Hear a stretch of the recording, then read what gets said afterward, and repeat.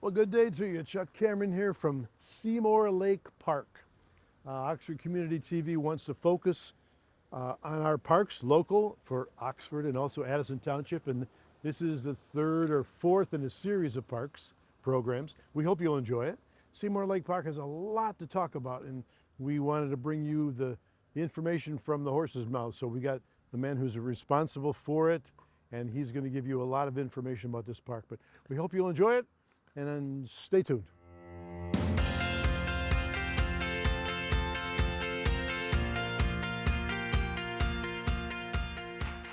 So Dan, thanks for taking a minute or two. It's nice to see you today. Oh, thank you, Chuck. It's nice to be here. Yes, I'm sure it's nice.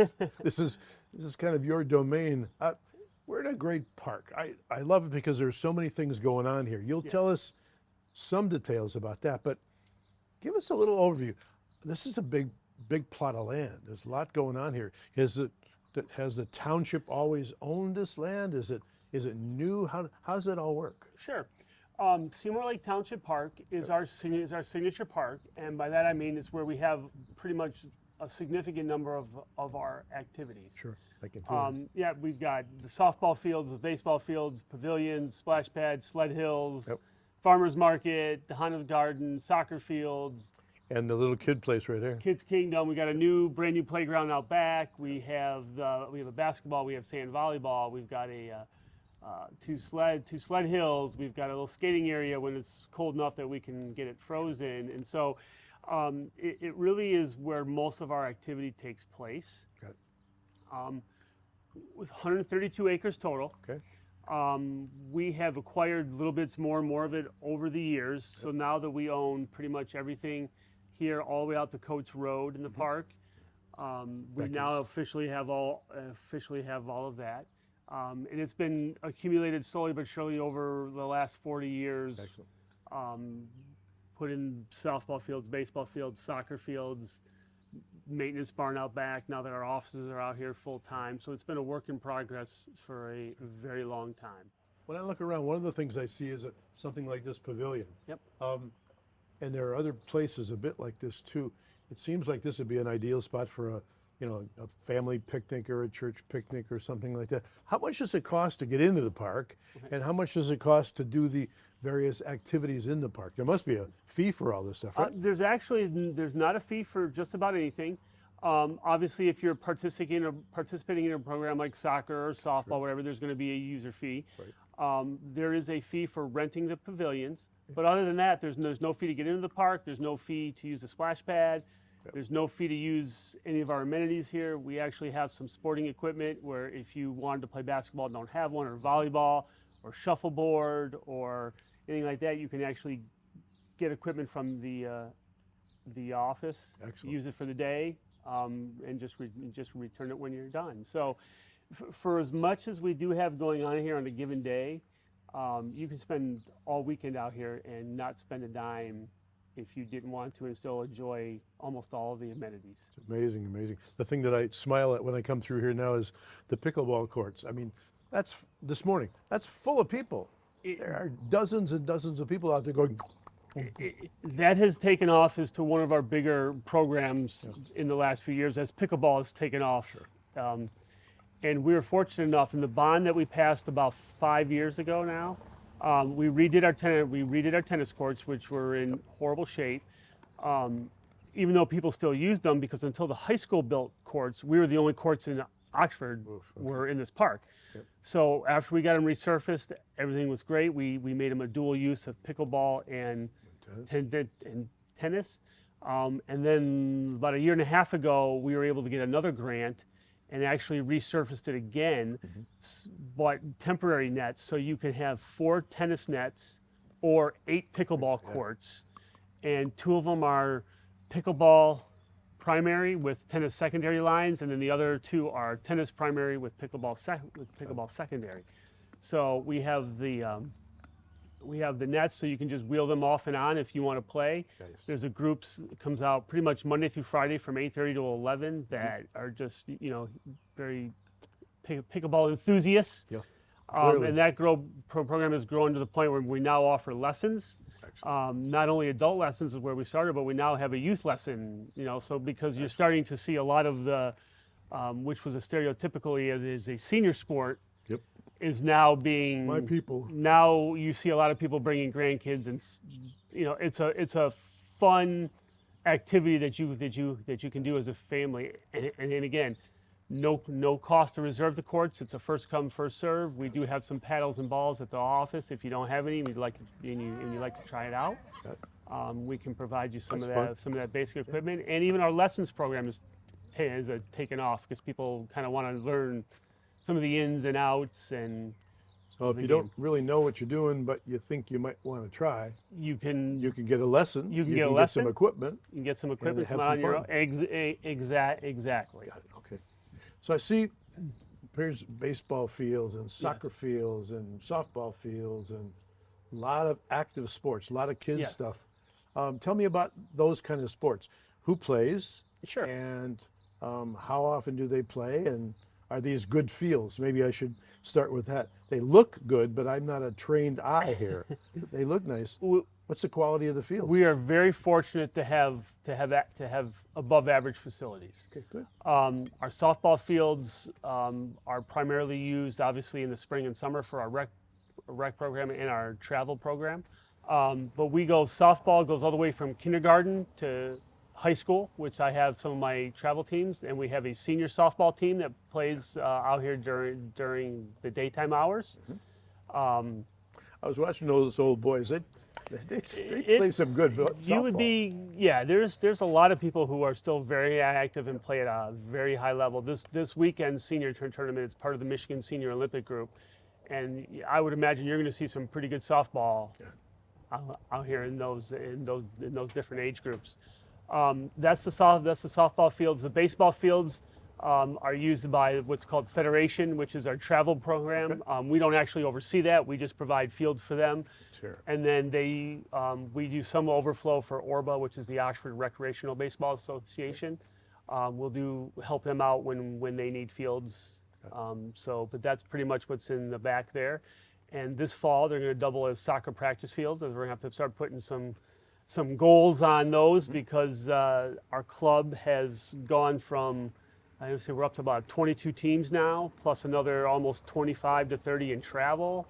So now we got to find a spot for 50 soccer teams to practice in the fall, which is going to be challenging as it is. But our programs continue to grow.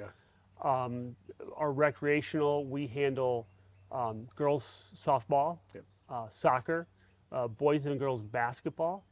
And then we do a series of sports camps. We work with some of the high school programs. Today we've got our high school soccer camp going on. They've got about 130 kids total. The only things we really don't do are boys baseball, which is run by ORBA, a parent-run board, and then OJW football, which is run again by another parent board. We just work in conjunction with those to provide them space if they need it. OJW will sometimes come out in the fall and practice on the softball fields because they can put the lights on. So if they have to go when it starts getting dark too early, I see the lights are.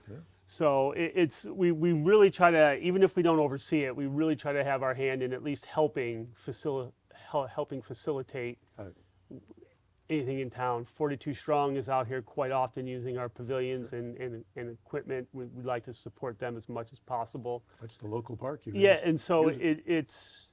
One of the things that I like to tell people who are looking for things to do, like I said, you could spend all day out here, not spend a dime, pickleball, tennis, splash pad. And for those of us who aren't quite in pickleball stuff, just take a walk. It seems to me like there's a lot of areas for walking around here. There is. We do have a walking club that meets every Wednesday mornings. They have a cup of coffee up at the senior center and walk the park. We are looking at the feasibility right now of putting a walking path in. which I think would be very Yeah. welcomed. But right now, most people will just come out and walk the street and the thing. But it's a very popular in the mornings. You'll see a lot of people out here walking their dogs or just kind of going for a quiet walk. People of a certain age. Yes. Well, it's a wonderful. It's a quiet place too. In the Got mornings. roads here and roads there, but you don't hear any of the road noise. In the morning, especially when school's in session, it is a lot quieter out here. Sure. Now during the summer, we have our summer camp here. We have a daily summer camp that meets out here and spends the day out at the park, plus our various sports camps and it's the senior games because they do play in the mornings. Busy place. It is a busy place. I mean, we're on a given night, we could have, if you've got soccer, softball, baseball going, there's people in the playgrounds, there's people at the splash pad. I mean, it's easy to have a couple thousand people in this park Yeah. on a given night in the summer without much effort. It's well used. We also have the big Seymour celebration back there. We have a chance to video that every year, and it's quite a fun time. That for is lots becoming what we feel at least is a signature event in Oxford. I mean, people now plan around it. Yep. We have been going at that for probably 12 to 15 years now. And to see where it's come from where it is now, and even this year, we broke record numbers of people visiting and people enjoying themselves. Lots of people. And it's one of my favorite events because it really is. It brings in people from just all over, and who get to experience our park, see our park.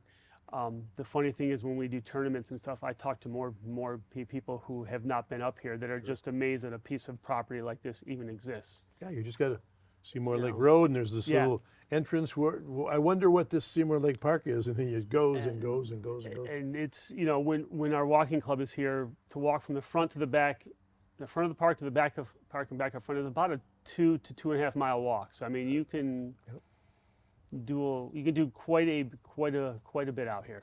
What happens in the wintertime? I mean, obviously baseball and soccer are probably not so good. In the winter, we obviously are going to be a little bit slower, Sure. But we still maintain parking lots and plow the road. We do have the two sled hills, one that's right behind us here, and then another one out back.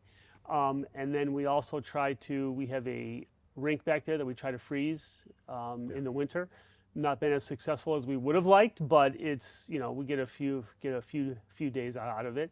So you still have quite a few people that'll come out here and walk. Like our walking club is year round. Yeah. But it does get a little bit slower as we move inside, and pretty much are in every school just about every night of the week for our various indoor programs.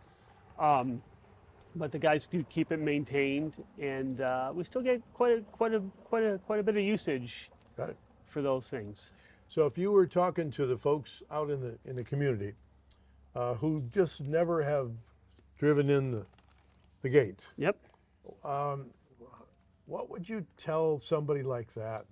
What should they maybe take a look at first? How, you don't know who they are, but what would you tell people in the community sitting around watching TV, maybe, or on their phone, about this park? Why should they take a half an hour and come out here and just look around? What should they see? I think what you're going to see is first off, an extremely large amount of people having a very, very good time. There you go. I mean, we are the place that you can come, you can relieve stress, you can come walk, you can just come with nature a little bit, you can come out and play, you can come watch grandkids and cousins and nieces and nephews and your own play. I personally think we don't do as good a job in our profession as touting what we bring to a community.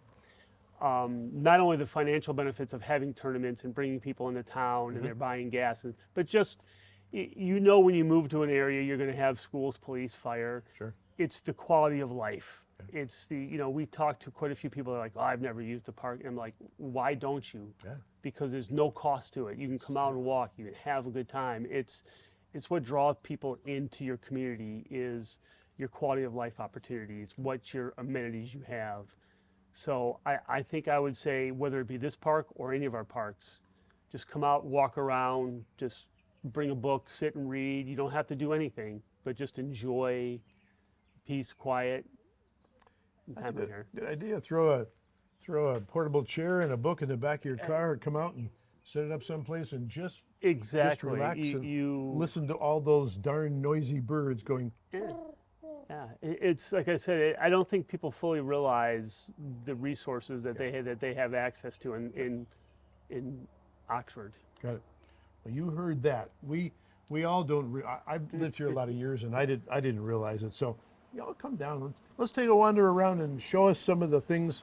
We got a section over here that might be interesting to talk about with the pavilion and the garden and that cool kids place. All right. Absolutely. Stay with us. We're going to have a little walk and talk, and we'll see what's up next. Welcome to Oxford Community Television. We are proud that our 4 communities continue to choose local programming, local news, sports, community issues, familiar faces, celebrations, and commitment to each other. Welcome to Oxford Community Television. So here we are outside in another beautiful time. Yeah. Behind us is Hannah's Garden. Yep. And this amazing place that has the farmers market. Correct. Tell us a bit about these. What's the story? How did the garden end up here? How did the farmers market end up here? Those are things that didn't used to be around. Correct. And what's the future for those two things? All right. So those are probably our 2 newest amenities of the park. Okay. Farmers market is just something was a dream of Ron's before he retired that he really wanted to get done. He felt like of all the things we could put out here, that would be something that the community could really benefit about it. We also in tune have a community garden that we have launched at the same time in the back, and so whenever we harvest from that, we typically will give it to some free food programs or things like that. So once we started doing that, we figured, we really wanted a farmers market. Sure. So in the last bond, we were able to put that together, and then as a tribute when Ron was retiring, we named it after the Davis Family Market, so that way it was part of his legacy at the park. It's open every Saturday from mid-May through mid-October from 9 to 2. Various events we have there. Melissa, who's our market manager, has done a fantastic job. This is our 3rd year of it being open. She does a great job not only of getting the vendors, but having special events and food trucks, and there's a kids market day, and there's petting zoos, and doing all the attractions to bring people out on top of the normal, flowers, produce. Kids love critters. It's done a fantastic job of getting people out to the market, and our vendors have been extremely happy the last few years that they've seen an increase in foot traffic. Having this park be as busy as it is for most of those weekends helps as well, so we can promote it for tournaments and things like that to just say, hey, we have this going on. And then when you look at the Hannah Garden,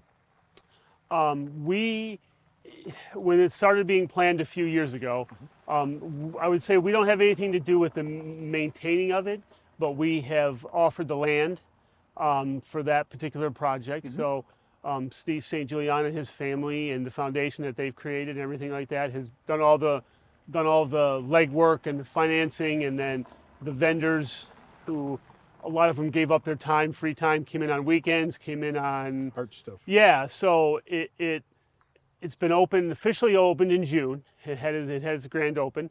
They're still working on it almost every day. There's somebody out there watering and waiting for some things to bloom in. But it's a very fascinating project that represents all 4 of the young people that we lost in the school shootings a few years ago. There's things to it that I didn't realize. Like I said, that it incorporated all, like everything in there is in 4s, and everything has. Really? So yeah, there were some interesting things. Hannah's got the tree there because Madison, I guess, was a fan of the butterfly, so there's a couple of butterfly pollinating trees there. Justin, one of the trees was planted in his honor. They asked the Mears what they would like, and I believe there's a blueberry bush because Tate was a giver, so you can go and grab blueberries. So there's elements throughout the whole thing that represent all 4 of the young people, and it's something that they maintain. We just provide the space for. The St. Juliana family maintains, and they've got volunteers that come out and help water. And So people could just pull into the parking lot here and They just just pull in the park, take a walk through the quiet walk path. There's a couple of benches out there. You can just sit and reflect. yeah, You you can need a bench from time to time. Exactly. So yeah, no, that's been a nice addition to the park. Just taking up a space that was ordinarily just grass, but they've done a very, very nice job with that. Guys, you and your team Yep. do, in my view, a phenomenal job of putting things into spots and making them look like they fit there without jamming everything together there. But you got a limited amount of space to work with. We have done, our maintenance crew does a phenomenal job, considering we've got 3 full-time guys that handle 500 acres of parkland, plus some seasonals and some others and some mowers. They are constantly busy. They are constantly doing things. We have pretty much put just about everything in this park that we can possibly fit. Nothing more is coming. You won't have a golf dome or anything. No, outside of us having to take something out at some point in time. Yep. But no, they do a great job. The one other thing that we've done, if you see these memorial maples here, I was driving through today. Every one of these trees now, and there are lots of them, have a plaque to them dedicated to somebody. That's got to be hundreds of trees. we started a program probably about 7 years ago. Yeah. And we've had a lot of requests to do benches and do different things, and we haven't had some luck. So we figured, Ron was like, we're going to start this program, so you can purchase a maple tree, and then have your plaque next to it, to say whatever you want within the character limits. Sure. But yeah, right now we probably have, they line the entire all the way back of the park. We probably have maybe 10 to 15 of them that are still available. So it's still a program that we have. You just purchase a tree in the plaque, put it out, and then. But it's been a very popular program. And in a few more years, you can see they're already coming in. In a few more years, our goal is they're just going to line the streets and it's going to make really provide a beautiful drive. Yes. Yeah. Yeah. So that's probably one of our latest programs as well. Maple trees have a nice color change in the fall. Yeah, has been extremely successful. Excellent. And there are still some available. There are still some available, mostly in the front of the park. Okay. You just have to. Right now, it's harder to claim a certain spot because we've already have a lot of people have the early ones got them where they wanted them, or if they. Do you have any idea what the cost might be for a tree and a plaque? Sure, it is $300. Okay. And that covers the purchase of the tree, the sandblasting of the plaque, the cradle. Our guys make all those, so that way we do that. So yeah, so it's more of a break even for us. I mean, we don't really look to make any money off that, but it's something we think would help beautify the park and allow people honor to somebody's family member. And the response has been overwhelming. Even myself and my wife, we're not from around here, both have one in honor of our dads. But yeah, it's a program that has just taken off like much more than I think we would have ever anticipated it to. Well, there's so much to see here. We hope that you, as you wander around trying to find something to do other than look at your phone one more hour, get out and come to the park. It's just a wonderful place to enjoy, sit, relax, drive around.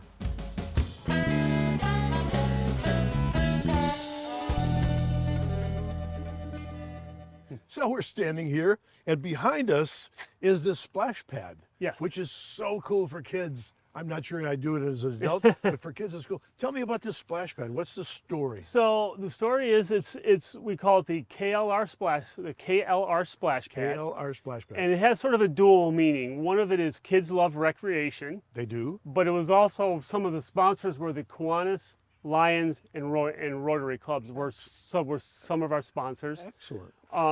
It was built, it's probably been close to 15 years now. It was built with what's called an access to recreation grant. So the whole thing was paid for by a grant. So it didn't come out of our township treasury Correct. Or something like that. And then the other things that we added on, like the some of the awnings and some of that kind of fencing, was all done in sponsorship, and that's where some of that came from. Okay.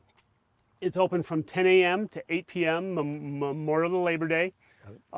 It is unstaffed. We staffed it for years, and it just was kind of overkill. So a few years ago, we decided we were just going to put some new signage up And it's just you want to come out on a day like today, then you're more than welcome to. And so it'll be open, like I said, Memorial Labor Day. There is no There's a cost to get restroom in. there, right? There's not a restroom there. The closest restroom is at Kids Kingdom behind us here. That's what I was thinking. Yeah. So yeah, so there's just a little bit of a walk, but it's unfortunately, like we say, if you would like to make a generous donation, we'd be happy to. You'd be willing to take my money. Yes, yes. See, these are good people. They're willing to take my money. But at about $40,000 to $50,000 to build a restroom facility, it just is not on the immediate agenda. You have other things to spend money. Yes, that we would rather go further spending. Got it.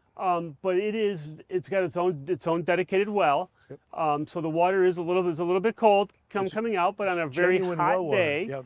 But on a very hot day, can be very very very refreshing. Lots of kids. Yes. And one of the sort of the neater functions I think about that is all the runoff goes underneath the road to a retaining pond over there, Okay. and then in turn that is what we irrigate our softball fields with. So that way it's just a constant rotation. So you're helps us reusing keep the water. reuse it, helps us keep the retaining pond at a reasonable level, and also allows us to run irrigation.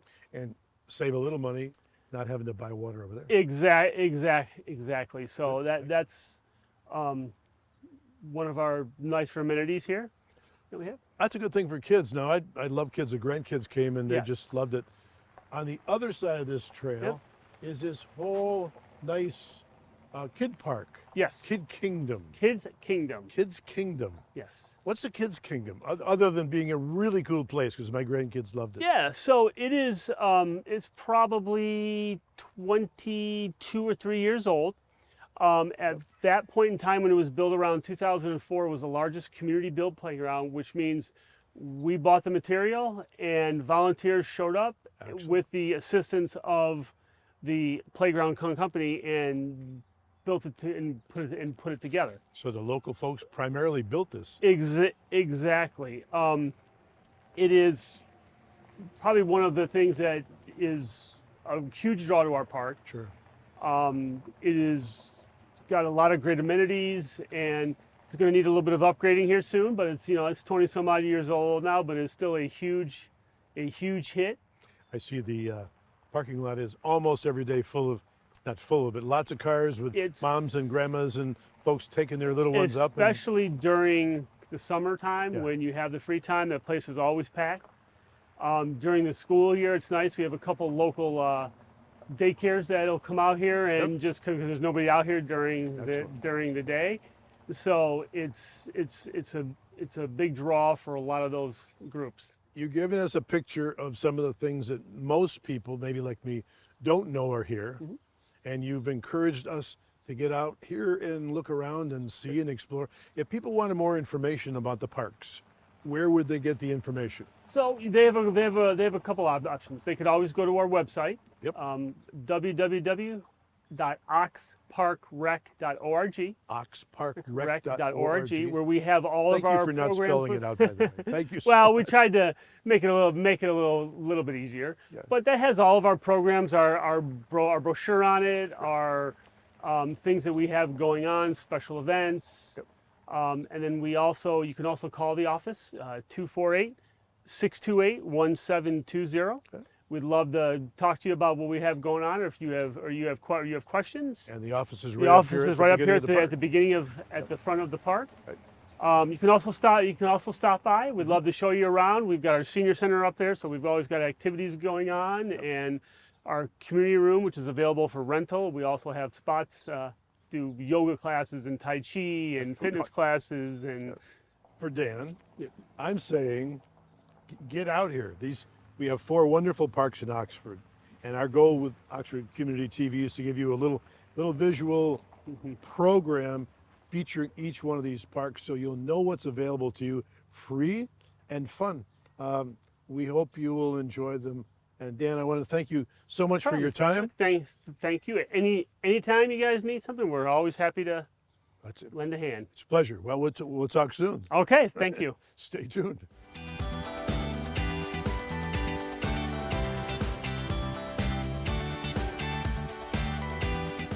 Okay, so that was it from Seymour Lake Park. We hope you enjoyed this version of our programs, and stay tuned from Oxford Community Television.